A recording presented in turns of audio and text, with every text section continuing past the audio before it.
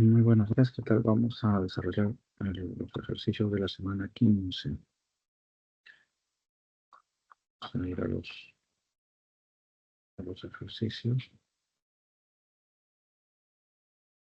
Acá está. ¿Sí? Muy bien, recuerden, lo importante es verificar, explicar las alternativas, ¿sí? Más allá de la clave. Entonces vamos a desarrollarlo. Uno dice, el vanguardismo evidenció una actitud antirracionalista, ya que se inclinó por un subjetivismo extremo. Esta actitud lo llevó a alejarse. ¿Por qué? Entonces, lo que acá se está pidiendo, ¿ya? Es incluir una idea que tenga que ver con el subjetivismo, ¿sí?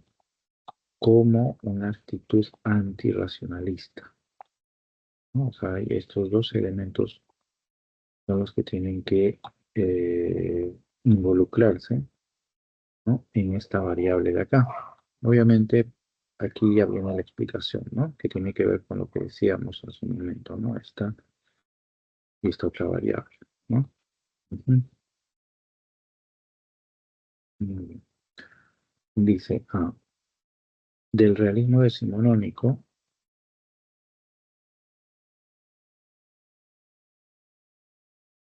porque este tiene el conocimiento objetivo de la realidad. Claro, esta es la clave, porque el subjetivismo extremo significa un alejamiento de la objetividad, que es una de las premisas fundamentales, digamos, del realismo decimonónico. Entonces, por eso en la explicación dice, no tiende al conocimiento objetivo de la realidad, es decir, porque el realismo tiende al conocimiento objetivo, ¿sí? Esta característica de aquí es que el vanguardismo se presenta como una actitud subjetivista.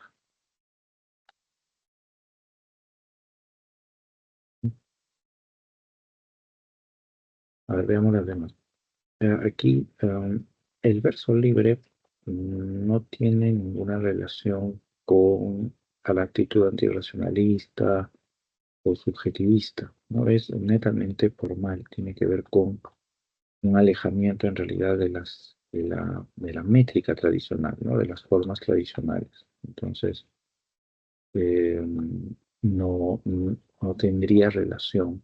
O sea, el verso libre forma parte de las características del vanguardismo, ¿no? Pero no tiene relación directa con la actitud antirracionalista, ¿no? Es básicamente un verso que emplea para lo que permite, ¿no? Una mayor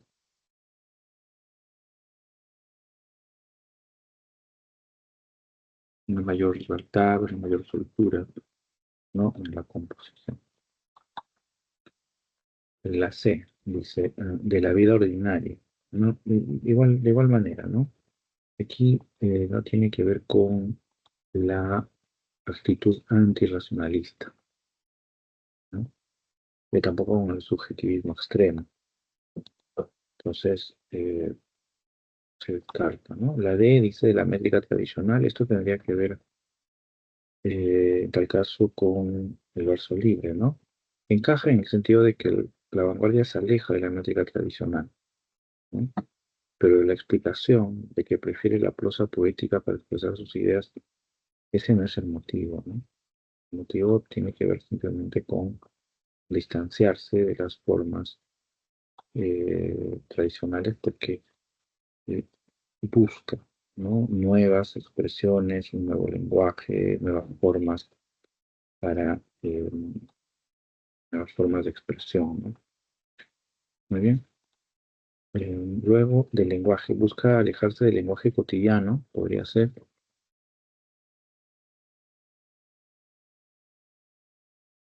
porque busca explorar la dimensión espacial del poema. Estas son dos características que se vinculan, ¿no?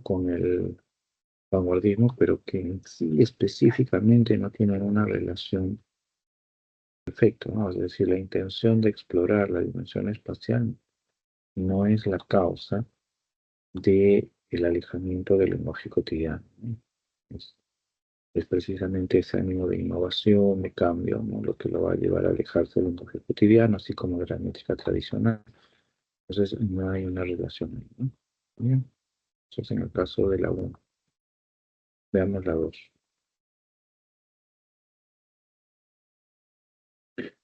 En la 2 nos presentan un fragmento, unos versos, y la pregunta dice, ¿no? ¿Qué característica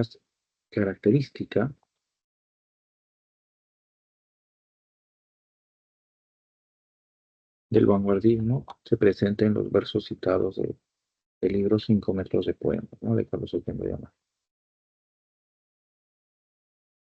Entonces, vemos acá, dice, ¿no? Porque mis ojos eran niños y mi corazón un botón más de mi camisa de fuerza. Pero hoy que mis ojos visten pantalones largos, veo a la calle que está más mendiga de paso, ¿no? Entonces, a ver, el empleo de la métrica tradicional. Este no es una característica del vanguardismo, para empezar. Entonces, de plano lo descartamos. Es lo contrario, ¿no? El cultivo del verso libre. B, el compromiso político de la poesía. Acá estaríamos hablando del contenido, ¿no? Pero en el contenido se va describiendo la imagen de, dice, mis ojos eran niños, mi corazón un botón, mi camisa de fuerza, pero hoy que mis ojos visten pantalones largos, veo la calle que está más vendida de paso. Un elemento político, no. Habla de un cambio, ¿no? Del niño al adulto, de la soledad, digamos, ¿no? Que lo envuelve, pero no hay un elemento político, ¿no? Podría ser en tal caso un elemento existencial, por decirlo, ¿no? Pero no político. C, dice la influencia nociva de la tecnología. Bueno, no hay ningún elemento tecnológico aquí, ¿no? Se menciona el corazón, un botón, la camisa, se ve la calle, los pantalones, ¿no? No hay ningún elemento tecnológico, por lo tanto aquí se descarta, ¿no? Un elemento tecnológico dentro de la vanguardia, todo lo referente a la máquina, ¿no? A las máquinas, ¿no? Eh, Eso marcaría, ¿no? Pero no hay ninguna referencia a ello. B. El uso del nivel espacial del poema. La idea del nivel espacial es la de concebir la forma, ¿no? En la que se presenta la palabra impresa o las palabras impresas en el papel, ¿no? Entonces, aquí lo que vemos es, en primer lugar, la referencia, dice, mis ojos eran niños, y mi corazón un botón más de mi camisa de fuerza. Entonces, aquí vemos la disposición de los versos que va recreando la imagen precisamente del botón.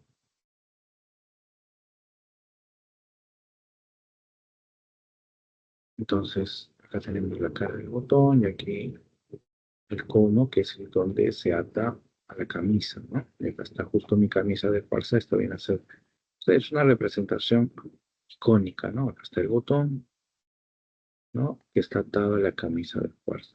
Entonces, hay una representación visual, digamos, del contenido, ¿no? A través del aprovechamiento del nivel espacial. Entonces, sí, ¿no? Este es el que encaja y es parte precisamente de las características del vanguardismo. Dice, la renovación del exotismo modernista. Bueno, esto no es de cajón nada en el vanguardismo, ¿no? Porque el vanguardismo, por el contrario, no renueva el modernismo, sino simplemente lo supera, no se distancia de él. Entonces, no. Muy bien, vamos a la 3. En la 3 encontramos ahora a Vallejo, ¿no? Que es el tema, eh, que es el autor central, ¿no? De esta semana. Acá hay un fragmento y el enunciado dice, qué tema de los heraldos negros podemos identificar en el fragmento citado del poema Los Pasos del Santo? El tema de los heraldos negros podemos identificar en el fragmento citado del poema del Paso Luján. Entonces, leemos, dice, ¿no? Hay soledad en el hogar. Ahí marcamos algunas palabras claves. Se reza y no hay noticias de los hijos. Menciona a los hijos y dice no hay noticia de ellos. Hoy mi padre se despierta, ausculta la huida a Egipto, el restañante adiós. Está ahora tan cerca, ¿no? ¿Quién está? Se está refiriendo al padre, ¿no? Si hay algo en él, ¿no? Ese él, quien va a ser el padre, seré yo. Y mi madre, acá viene, pasea allá en los huertos, ¿no? Espacio, el paisaje, saboreando un sabor ya sin sabor. Entonces, hay varias referencias al lugar.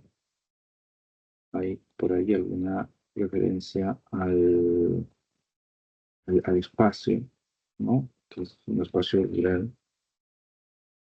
Y luego varias alusiones a la pérdida, ¿no? La distancia, la soledad. Entonces, a ver, veamos. Ah, la marginación social. Aquí no hay sentido de marginación, ¿no? Porque la marginación entraña un rechazo. Aquí hay alusión a lo sumo, a la soledad y a la pérdida. Entonces, no va, mucho menos hay algún aspecto social acá, ¿no? Porque solamente se le restringe al espacio familiar. B, el hogar provinciano. Ya, este podría ser, ¿no? Por la referencia a los hijos, el padre, la madre, acá el hogar, y como es un espacio rural, entonces se encajaría dentro de la imagen de lo provinciano. Entonces parece que la B es el compromiso político, ¿no? Igual como en el caso de la A, no hay una referencia al compromiso político porque solamente se restringe a la descripción del hogar, a la alusión al espacio provinciano y a esta idea de pérdida, soledad, nostalgia, entonces no va. De la síntesis cultural andina, claro, refiere el aspecto de lo rural, no está enfatizando lo andino y mucho menos hay una visión sintética. No, no hay un punto, un verso ahí que hable sobre la función, ¿no? Y en la E dice el rechazo a la modernidad, ¿no? Bien.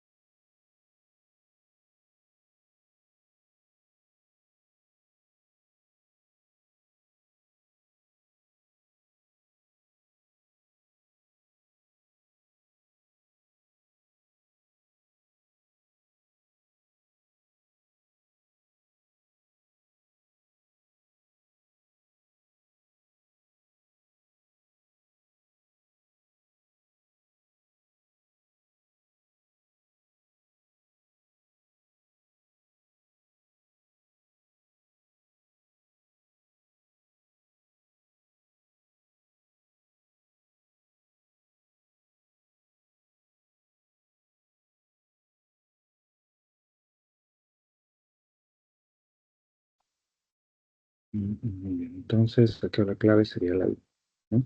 La reproducción.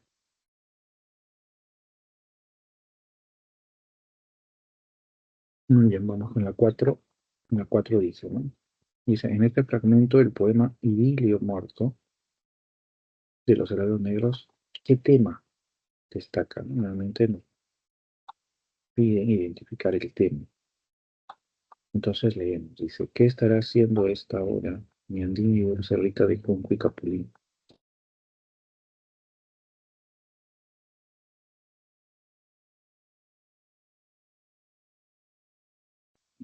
¿Qué será de su falda de franela, de sus afanes, de su andar, de su sabor a cañas de mayo del lugar?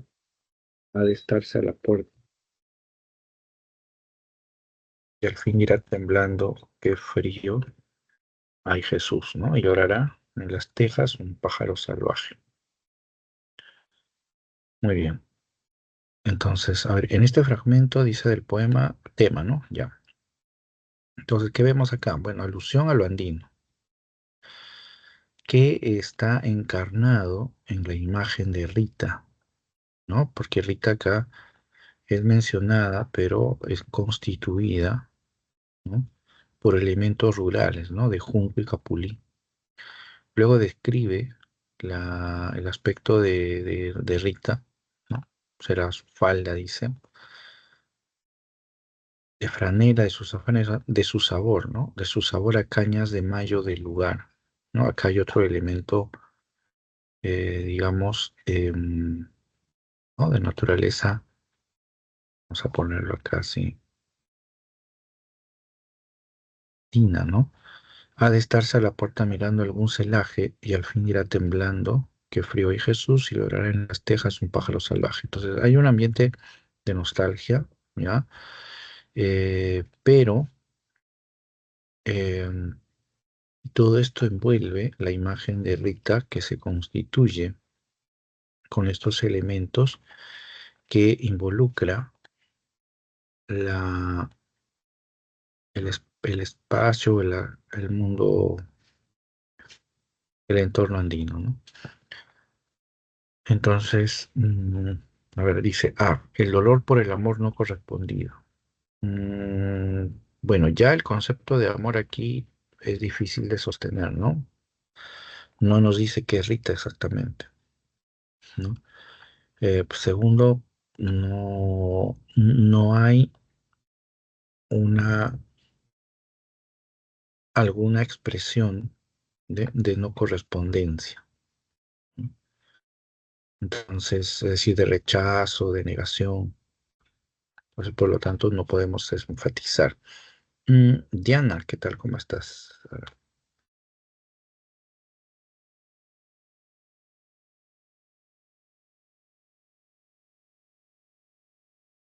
¿qué tal, Buenas Diana? noches, Mm, profesor. Buenas noches. Veo que ahí has, dos preguntas has puesto en el chat.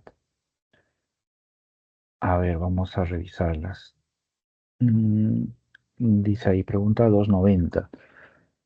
Dice, en este pasaje del cuento El Caballero Carmelo reconocemos un estilo logrado por el uso de.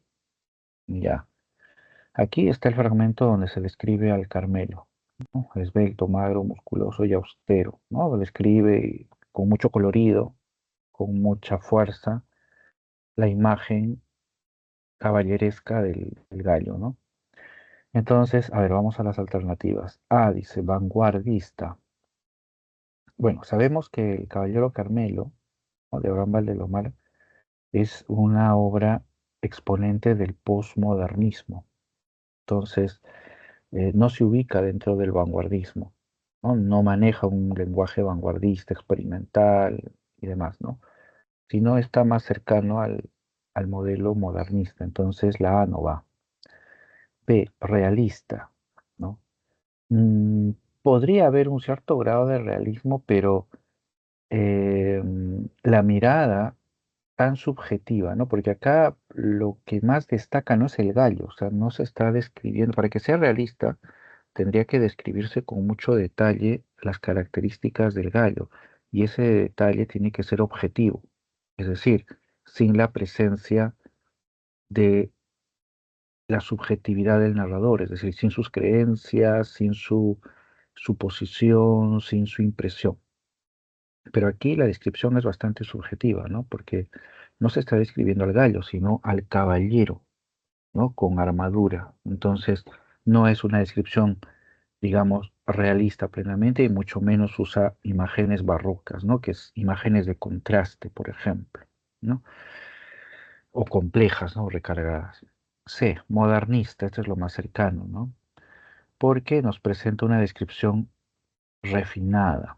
Podría ser, ¿no? Es modernista y refinada en el sentido de que nos presenta la imagen no solamente caballeresca del gallo, sino el lenguaje mismo que emplea es muy, eh, digamos, no es un lenguaje coloquial, no es un lenguaje cotidiano, ya no es un lenguaje cargado de modismos, de alguna expresión popular, por ejemplo, ¿no? Esbelto, magro, musculoso y austero, ¿no? ¿Ah? Su afilada cabeza roja era la de un hidalgo altivo, caballeroso y prudente, agallas bermejas, ¿ves? O sea, términos más refinados, ¿no? Entonces, la C hasta acá sería la clave. La D, simbolista, alegorías caballerescas. Em, si fuera simbolista yendo por ese lado, tendríamos que, recordando a Eguren, eh, esta idea de la sugerencia al menos, ¿no? O esta idea, ¿no? De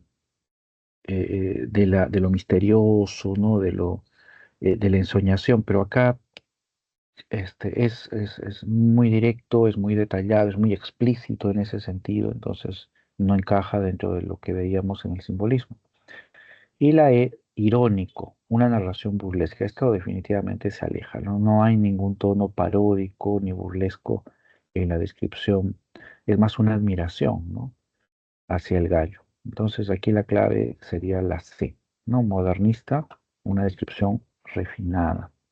Profesor, cuando Sí, dice alegoría, ¿eso también ya indica simbolismo? ¿O a qué se refiere? eh, claro, la alegoría, el simbolismo, la metáfora, son dos, son figuras, las tres son figuras literarias que se relacionan, ¿sí? La metáfora ya la vimos, ¿no? La imagen de la sustitución, ¿no? Donde se modifica el significado, ¿no? De uno de los términos, ¿no? Como cuando decimos eh, la, en vez de decir luna, decimos la luna es un disco de plata, ¿no? Entonces ahí le damos un valor más allá de ser el satélite. eh, una imagen que tiene un carácter metafórico, simbólico, pero que expresa más mm, eh, un movimiento, una narración, ¿no? Desarrolla un concepto. Eh, por ejemplo, ¿no? Cuando, recordando esta imagen de Dante, ¿no? En la selva oscura, ¿no? El personaje está perdido, extraviado, ¿no? En la selva y va cada vez, ¿no? Penetrando más en la oscuridad cuando de pronto aparecen tres fieras. Entonces, ahí, en esa descripción, encontramos varios símbolos, ¿no? Las fieras, el personaje, la selva. Entonces, todos esos elementos interactúan y van creando un ambiente, un mundo, ¿sí? Que es representativo, figurativo, ¿no? Entonces, eso es lo que plantea una alegoría, ¿no? Una alegoría, podríamos decir, es la, la relación de varias metáforas, ¿no? O la relación de varios símbolos, ¿no? Que se van integrando. Entonces, la alegoría va mucho más allá, ¿no? Que un símbolo, que una metáfora, por decir. ¿Sí? ¿Me dejo entender ahí? Sí, profesor, es como un poco más global, ¿no? Sí, es más global, ¿no? Por eso cuando hablamos de textos alegóricos, hablamos de un conjunto, ¿no? De un conjunto de elementos, ¿no? Cuando hablamos, por ejemplo, de La vida es sueño, ¿no? Como un texto alegórico, ¿no? La imagen del pecado original representado por Segismundo encerrado en la prisión, ¿no? Entonces, ahí hay varios elementos, ¿no? Que simbolizan, ¿no? eh, varios conceptos, ¿no? Para formar una idea, ¿no? Segismundo es el hombre que no ha nacido, ¿no? Es como el hijo, como el hombre que está en el feto, ¿no? La prisión, el vientre de la madre, ¿no? El castigo que sufre representa el pecado, ¿no? Que uno va a purgar. Entonces, son varios elementos, ¿no? Varios símbolos que se entretejen y ahí forman una idea, ¿no? Esa idea es alegorizada a través de esas imágenes, ¿sí?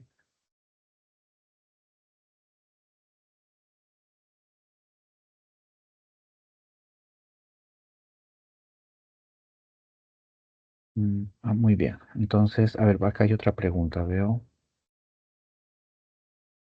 A ver, la pregunta 292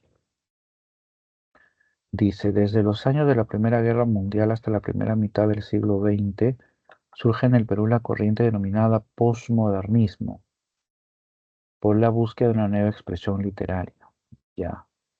Señala a continuación los rasgos que mejor describen este periodo. Ya. Dice, percibe un agotamiento creativo, repeticionismo y desencanto. Mm, claro, porque el modernismo, el posmodernismo va a partir de eso, ¿no? Es decir, va a capturar ese ambiente de monotonía, ¿no? De agotamiento, y sobre ello el posmodernismo va a responder con un espíritu de renovación, ¿no? Entonces hasta ahí la uno sería, ya está bien, va. Dos, dice, prefiere el continuismo de fórmulas exitosas del modernismo. Em, hay una relación entre el modernismo y el posmodernismo en el sentido de continuidad. Sí, hay un continuismo, ¿ya? Eh, eh, por eso se llama posmodernismo, ¿no? Porque tiene una actitud, ¿no? De renovación, de cambio, pero mantiene algunos elementos modernistas, ¿no? Entonces no es un rechazo de plano, ¿no? Absoluto. Pero acá el enunciado 2 dice prefiere el continuismo. El posmodernismo no prefiere el continuismo, prefiere la renovación, prefiere el cambio, ¿no? Eso es lo que a eso le da el posmodernismo mayor énfasis. La continuidad es, digamos, lateral o complementaria, ¿no? Entonces, en ese sentido, la 2 no sería correcta, ¿no? 3 dice, plantea una propuesta alternativa, crítica, criolla y nacionalista. Plantea una propuesta alternativa, crítica, criolla y nacionalista. Am, claro, si pensamos en el ambiente de Colónida, ¿no? ¿No? Si vemos el mundo Colónida, Valdelomar, en el posmodernismo, sí responde la 3, ¿no? Crítica, ¿no? Porque hay un rechazo a los grupos modernistas, ¿no? Criolla, porque se concentra en el espacio popular, ¿no? Y nacionalista, porque trata de rescatar, ¿no? Digamos, el espíritu, el mundo, la sociedad, el espacio popular, ¿no? Entonces, puede ser, ¿no? Vamos con la 4. Hasta ahí sería la B, parece, ¿no?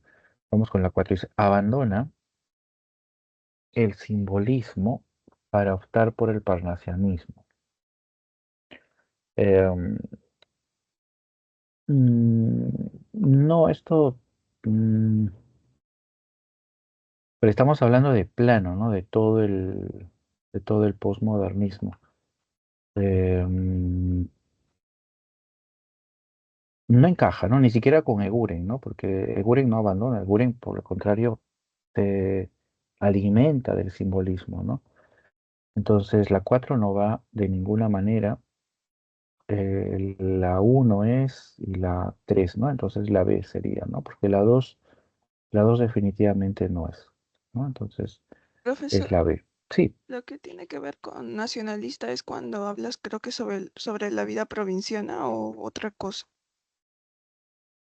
claro, tiene que ver con la idea de la identidad, ¿no? Tal vez hay que ir un poquito al contexto, ¿no?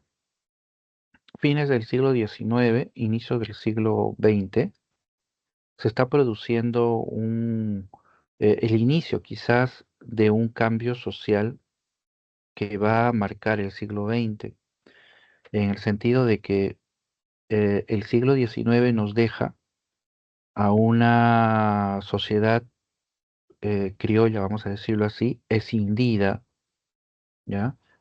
Básicamente en dos tendencias, ¿no? Una muy conservadora y la otra más europea, más moderna, ¿no? Y esto va a traer consigo el fortalecimiento más adelante de grupos sociales de clase media, populares, que va a fortalecer, eh, digamos, movimientos, ¿no? Que van a replantear nuestra identidad nacional, ¿no?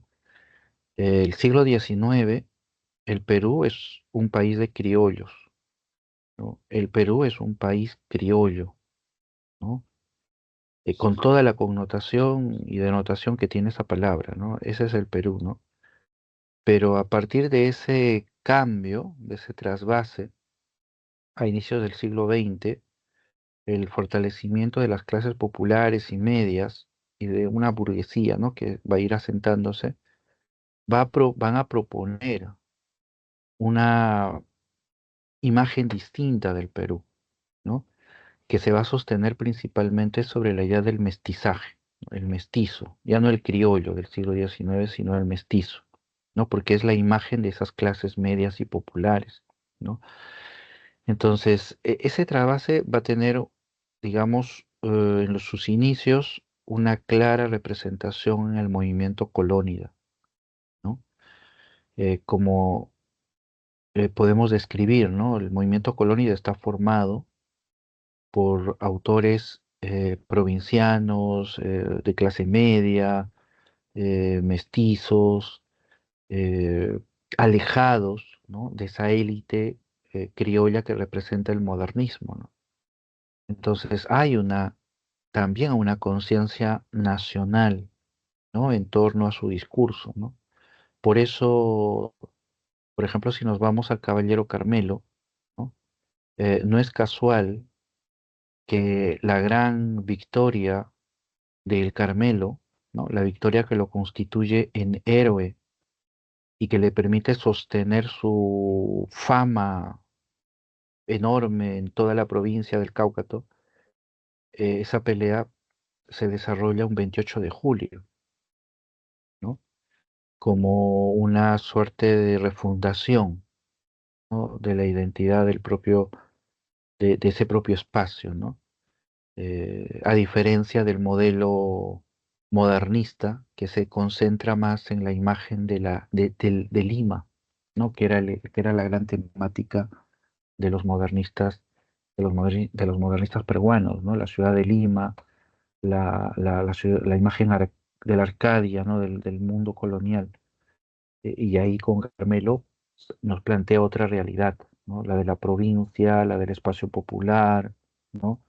Que todo eso se integre en el Gallo y cuya mayor hazaña, ¿no?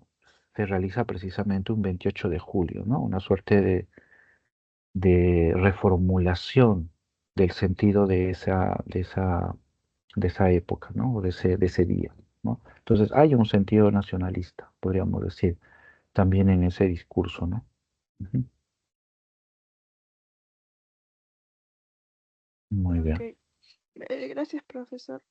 Profesor, la de esta semana, ¿me podría explicar un poco sobre la característica que tiene que ver con el vanguardismo de la escritura automática?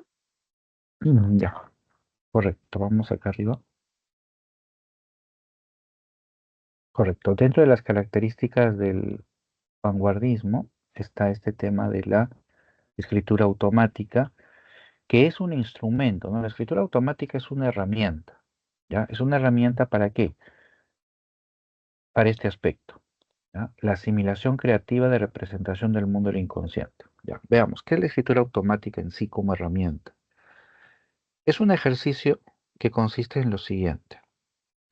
La idea es que uno escriba en un papel con un lapicero o lápiz, escriba lo que inmediatamente aparece en nuestro pensamiento, ¿ya? O sea, tú estás delante del papel, tienes ahí tu lapicero y apenas surge un pensamiento en tu cabeza, lo escribes inmediatamente. ¿Ah? Si uno demora o se pone a pensar en la idea que ha surgido, en ese momento surge la conciencia. ¿Ah? Y la conciencia es un ente represor, ¿ah? Que criba, es decir, que discrimina entre lo adecuado, lo inadecuado, lo bueno, lo malo, ¿no? Lo beneficioso, lo perjudicial, lo aceptado, lo prohibido, inmediatamente, ¿no? Entonces, por ejemplo, ¿no? Si en este momento en tu mente aparece, eh, solo es un ejemplo, ¿ya? Pero trato de plantearlo de esta manera, ¿no? Yo digo, destripar a mi gato, ¿no? Entonces, surge ese pensamiento. Si yo me detengo a procesar ese pensamiento, mi conciencia se activa, inmediatamente mi moral actúa y dice, oye, a los animales no los hay que hacer, no los hay que maltratar. No, eso no hay que decir, eso no hay que pensar. Actúa nuestra conciencia y entonces se reprime, ¿no? ¿Y dónde se reprime? En el inconsciente, ¿no? En el inconsciente, ¿no? Según la teoría freudiana, ¿no? En el inconsciente. Entonces, cuando uno escribe lo que inmediatamente te aparece en la cabeza, en la mente, uno está evitando la presencia de la conciencia y por lo tanto está liberando el inconsciente, es decir, nuestras ideas reprimidas, ¿no?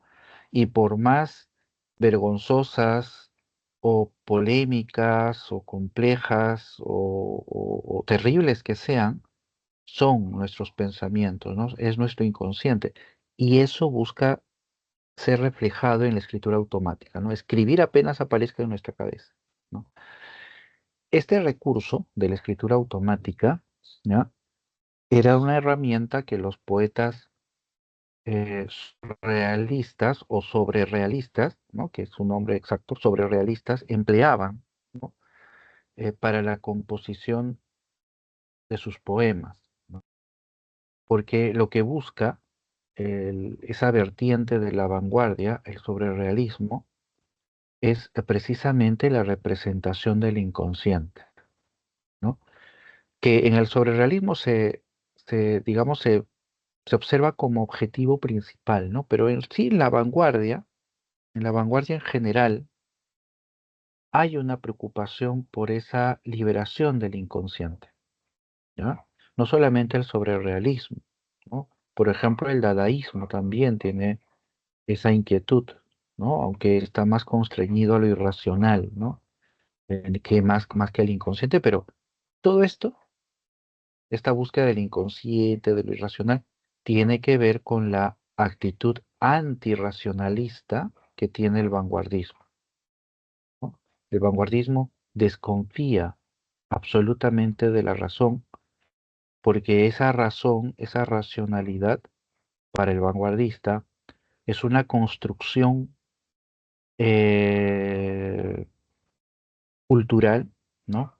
Que la modernidad emplea para controlar al ser humano, ¿no? Ese es el principio. Entonces, el racionalismo, la conciencia tiene que ser evitada, tiene que ser rechazada, ¿no? ¿Para qué? Para que precisamente la naturaleza humana, ¿no? La esencia se libere, ¿no? Esa es la idea del antirracionalismo vanguardista, ¿no? Que en el caso del surrealismo se expresa, ¿no? Buscando ese mundo onírico, ese mundo del inconsciente, y que los sobrerealistas buscan capturar a través de la escritura automática, ¿no? El reflejo inmediato del pensamiento, ¿no? Esa es la idea, ¿sí? No sé si me dejé entender ahí. Sí, profe. Ya, muy bien. Ujú. Profesor, una última duda. Cuando dice experimentación en todos los niveles de la concepción estética, eh, ¿cómo es eso? Ya, dale acá. Niveles de la concepción estética. El, para esto hay que, en tal caso, precisar primero lo que entendemos por niveles de la concepción estética. Es decir, la concepción estética tiene que ver con qué entiendo yo por poesía, qué entiendo yo por poema, ¿sí? ¿Qué entiendo yo por valor estético? ¿Ya? Cada periodo, ¿ya?, tiene una concepción diferente sobre lo estético, sobre su valor estético, ¿ya? Si nos vamos al romanticismo, pues su concepción estética se constriñe a la subjetividad, ¿no? Si nos vamos al realismo, su concepción estética se constriñe al, al- a la realidad, es decir, a pescar esa realidad con objetividad, ¿no? Al objetivismo, ¿no? La concepción realista, por ejemplo. El vanguardismo, el vanguardismo, ¿ya? Eh, tiene como interés principal el lenguaje, ¿ya? Así como el romántico, la subjetividad, el realista, el escritor del realismo, la objetividad, el vanguardista es el lenguaje. Ese es su concepto estético. Para él, toda la, toda la poesía, todo el arte se condensa en el lenguaje, en la forma, ¿sí? En la forma, en la expresión, ¿sí? Entonces, esa expresión tiene niveles, ¿ve? Ahí vamos ahora al otro término. Tiene niveles. ¿Por qué? Porque para el vanguardista, la forma de expresión poética no se constriñe únicamente a la palabra, es decir, a la voz, ¿no?, sino que también se involucra otras dimensiones o niveles, como por ejemplo la escritura. Y entonces la letra impresa tiene también un valor estético para el vanguardista, ¿eh? Para el romántico, no, el romántico simplemente, este, no digáis que agotado su tesoro de asuntos faltas enmudeció la lira, ¿no? Podrán haber poetas, pero siempre habrá poesía, dice Becker. Listo. Él solo se concentra en la idea, en la palabra y en la subjetividad que libera, pero no tiene la conciencia de la expresión escrita. El vanguardista sí. Para él, su concepción estética va más allá de la palabra, va a la palabra escrita. Por eso, en algunos poemas, por ejemplo en el de Vallejo, cuando leemos, Vallejo emplea caracteres diferentes, ¿no? Por ejemplo, juega mucho con las mayúsculas, ¿no? Juega mucho con la tipografía o el orden de las palabras, ¿no? Hay veces, en algunos versos de Vallejo encontramos que él ha escrito al revés las palabras, ¿no? O de pronto acaba un verso con una mayúscula, ¿no? Esa mayúscula tipográficamente se observa, ¿sí? Porque es una impresión. Entonces, y tiene un valor simbólico, expresa una idea. Entonces, para el vanguardista, su concepción estética no se constriñe, vuelvo a repetir, únicamente a la palabra, sino a la palabra, a la palabra impresa, y con esto termino, a la página en blanco, es decir, a la hoja.